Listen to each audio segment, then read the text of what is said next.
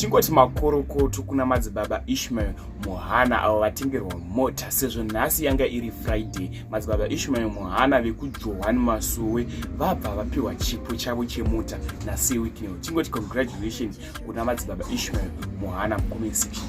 So welcome paTrari 263. Kana wanga uchiri munyowani iri first time yako kutibata, chandinokumbira nchikuti subscribe utena on the notification bell kuitira kuti patiri kudzoka nemwe post uchange uchingoona. Kusubscribe mahara hazvibhadhariswi. Ndini wenyu aTrari njange ndichikutsvagirai nyaya dziri kuitika muZimbabwe, mastreets esocial media uchange uchizviwanira pano paTrari 263.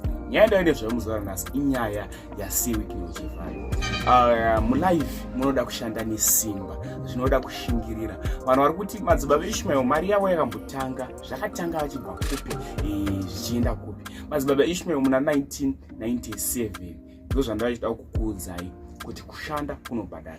1997 madzibaba Ishmael vanga vari Hwindi wemabhazi ekwamunhenza, vari Hwindi vaitotakura vachitoshedzera, vanga vasiri driver, vanga vari Hwindi. Patakatarisa izvezvi madzibaba Ishmael havakutengera vamwe vanhu mota, vakutotengerawo vanhu mota dzema 85,000 dzimba dzema 100 and something thousand.